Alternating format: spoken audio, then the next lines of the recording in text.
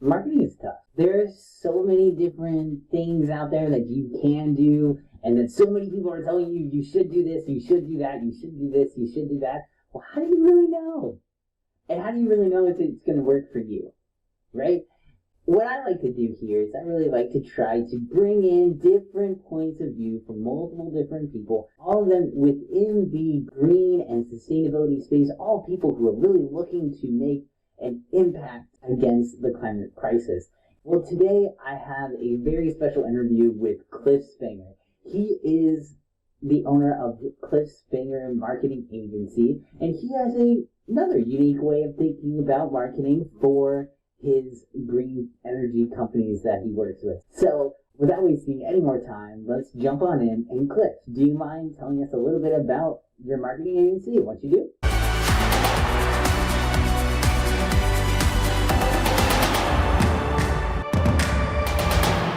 Sure thing. I am currently working a online marketing agency specifically for green companies, renewable energy companies, and also, electric vehicle companies, electric vehicle charging station companies, sort of expanding from just renewable, but it's mainly focused on solar energy. Nice, very cool. And why did you choose that market to kind of help with in terms of your marketing agency? Well, I wasn't planning on having a marketing agency. I was in a marketing system that I was trying to get leads for my online course for families with small children to get them to spend less time on devices and more time outside. And I was looking for a way to get leads because you need a lot of numbers to get to the people who need what you're offering. And you can't find the families on LinkedIn. But the system I was working with, Connect 365, offered this opportunity to become an agency and offer their service only in a done-for-you fashion for other companies. And that was offered, and I basically hadn't thought of this before that offer. But then they offered it, and I thought, well, who could I still do my mission of taking care of the planet, which I've been doing for 25 years as a performing tree and an environmental activist. I've been in Mongolia with this performing and also planting trees on the edge of the Gobi Desert to help fight the erosion, the deforestation there, kind of fight back because the Gobi Desert, sometimes when they have windstorms, it blows all over China and Korea. It's a terrible thing. So that's what we were there doing that. And I've also been to Okinawa with the tree to promote peace for the first International Day of Peace that they've had in Okinawa. So I've been doing environmental things and things to promote planting trees. And this way I'm promoting renewable energy, which is working towards climate change as far as I'm trying to accelerate the energy transition. So that's where I'm putting my energy in marketing for these green companies. That's really cool. So you're really trying to help these companies, and you found that you can have an impact on the world. You've been always had a mind to work with the planet and really do things towards the planet, better the world that we live in. And this is just another kind of extension of that, right? Exactly. Cool. And you mentioned before about going to Mongolia and planting the mangroves. How did that come about? What led you to get over there? I mean, that just sounds like a really cool story. Can you expand on that? Certainly. Well, I've been doing this walking tree man. His name is Oakley. And I've been doing it for about over 25 years. And at one point, I shared it with a video that I had made for myself, a demo video with the Green Belt movement in Africa, which was started by Wangari Maathai, who is a politician and also just a huge environmental activist and an inspiration for me. And they put it on their press page. Well, on their press page was also this video by this guy named Paul Coleman, who for the last 20 years, 30 years now. Well, he's paused walking, but for about 20 years he was walking around the planet, 47,000 kilometers, promoting peace and planting trees. He's the one who invited me to go to China. They were walking from Hong Kong to Beijing to promote the greening of the Beijing 2008 Olympics. And he sent a video to me, and he said he'd seen my video next to his on the Greenbelt Movement's page. And so he reached out to me and said, hey, look what just two white people, the amount of attention we get here walking. in China get, can you imagine what a tree would get? And he said, so he basically invited me to come over and participate with them. And the connection through Africa and then to him and to find out what he's been doing, I said yes immediately, paid my own way. And on the way, I went to Hong Kong and did their first Earth Day event they'd ever had. And then I made my way across China with my tree man to meet them in Beijing. And then Konomi Kikuchi, that's his wife's name, and Paul Coleman, and I and 150 Japanese volunteers went to Inner Mongolia and spent a week there planting 15,000 trees on the edge of the Wow. Well, that's really cool. I think just for our listeners here, we have to take a step back from there. What's the Walking Tree Man? Right. Well, we can get to this at the end, but my name, Cliff Spenger, that's my website also, cliffspenger.com.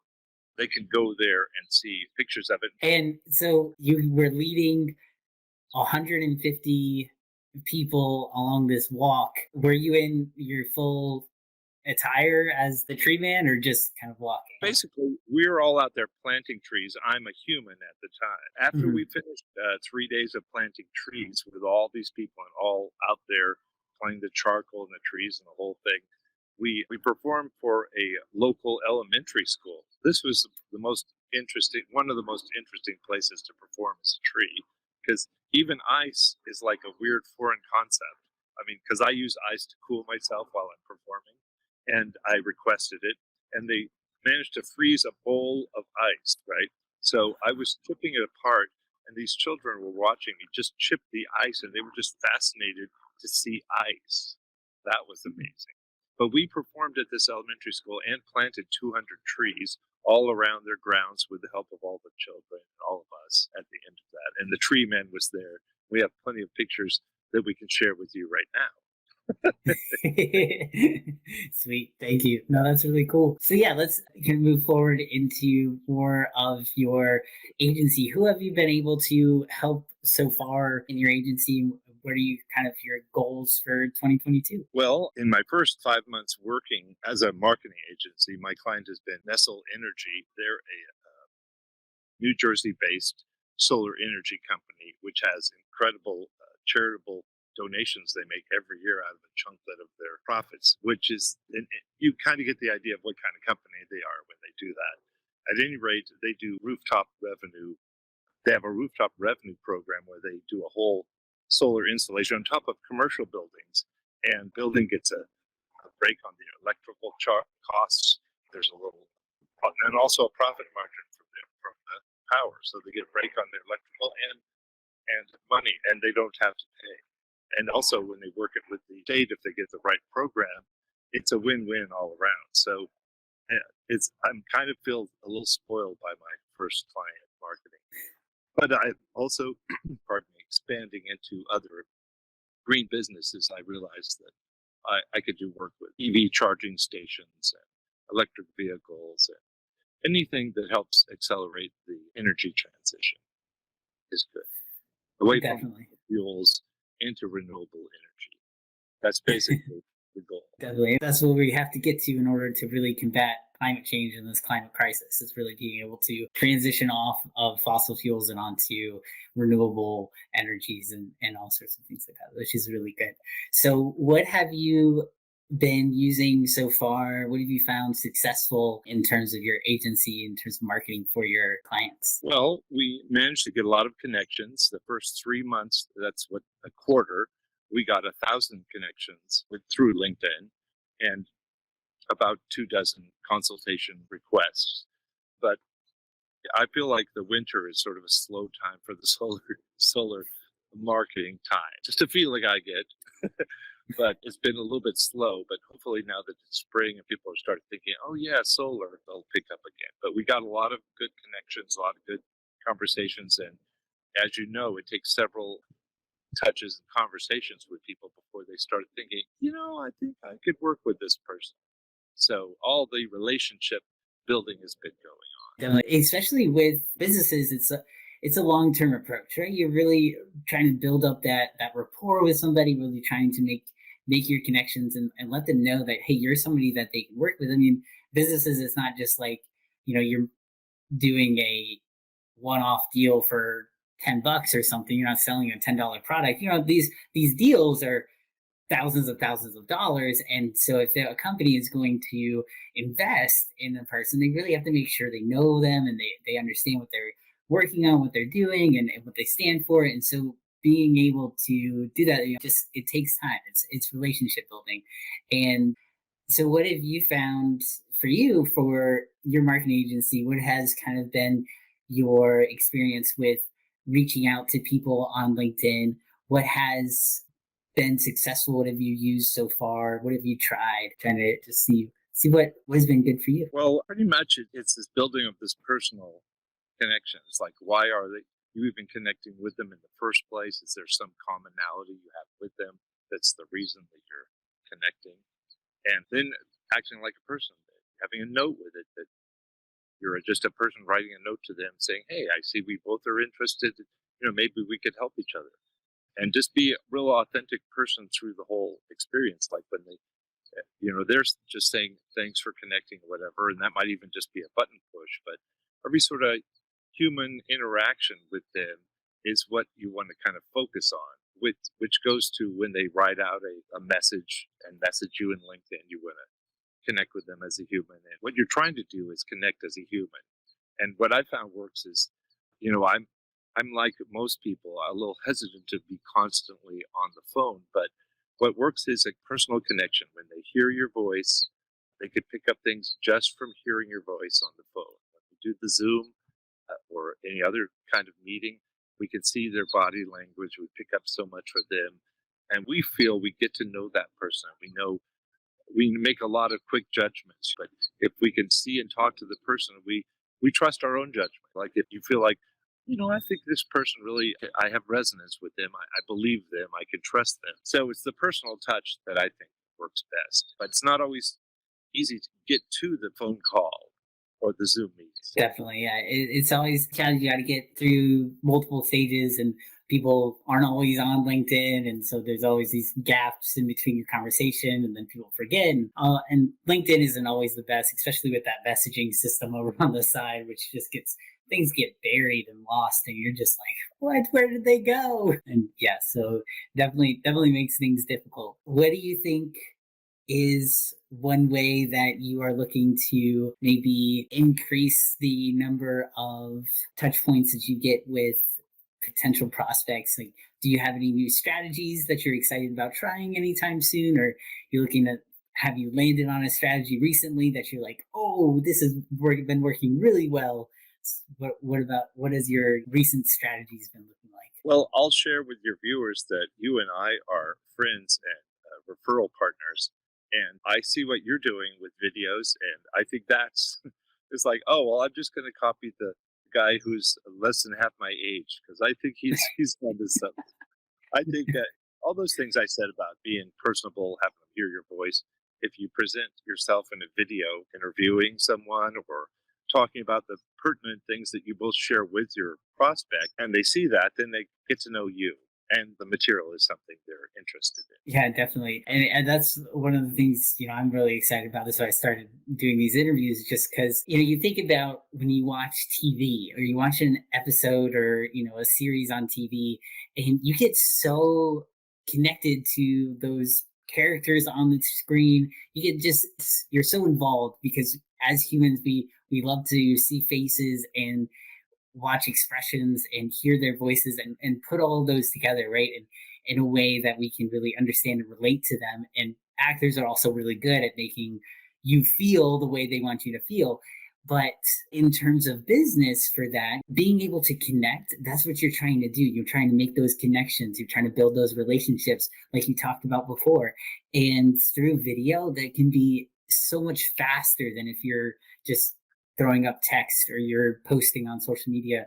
With video, it's like it can be so effective and such a great way to connect with people because they can understand you, they hear you, they can basically, without actually getting on a call with you, still have that same connection as if they got on a call with you because they can understand what you're saying without having to schedule a time and have all the pressure of, oh, are they going to try to sell me and all this kind of stuff. It can be a disconnect, but it can still advance them along in the process, which is really good. So for you, what is your ideas around social media? Are you just going to stick with LinkedIn, or are you going to try to extend to other social media platforms? Well, I actually have a lot. I have about 4 different business tracks I'm on. So I'm thinking of using different social media for different tracks, if that makes sense to you. Like LinkedIn for my marketing business track, Facebook page for this online nature course for families to get them off devices and some and more outside. Have that information about that there, posting there, social media posting, awareness building there. So that's what I'm imagining for my social media. And also I'm a budding artist photographer. I frequently put up photos that a lot of people like, and I've been doing this wood ring printing art that a lot of people like. So I'm going to start a note card company, and I guess Instagram might be the social media place for those things. So that's kind of how I'm seeing it. I'm segmenting my businesses with the social. That's pretty cool. That's really cool. Appropriate. Yeah, no, Instagram would definitely be a good place for that, and Pinterest too. And Pinterest can do some right? good pins. It's much more of a visual kind of platform, Instagram and Pinterest for sure. Well, that would be great. Okay, well, this last question here for this interview: if you were to take one tip, what would you give a green business who is looking to go out on social media, be able to advance on social media? What is one thing that you would suggest to them in terms of advancing their business on social media? Well, it's what I intend to do more of, which is basically you want to know who you want to help. So that's who you're going to speak to. So you really figure out exactly who you're providing help to. And so that's who you're speaking to. And then you want to make the connection. So pretty much before you even present what you're going to do for them, you just want to connect as a human, like we were talking before. So you really need to get to that human touch where it's a personal note or that personal phone call or that personal Zoom meeting where you're just meeting the person. So you don't want to get the cart before the horse. The first thing you want is just to connect with this person and start seeing if you jive with each other, seeing if you can help each other. And that's basically what I would say. Don't get the cart before the horse. First, you make a relationship. That's the one tip. That'll be great. I'm sure many of our listeners will enjoy that for sure. Now, if somebody wanted to get in touch with you, maybe they're a green business looking for some help with their marketing on LinkedIn, or maybe they just want to learn more about the Walking Tree Man, where can they find you? They can email me at cliff@cliffspenger.com. That's SPENGER. And that's my email address. That would be the best way. Great. Well, thank you so much for joining me today, Cliff. I was really excited to be able to interview you today, and I really enjoyed it. So thank you. You're welcome. Hopefully you learned a couple of more things about me you didn't know before. Yes, I definitely did. Thank you. Thank you, Billy. I really appreciate it.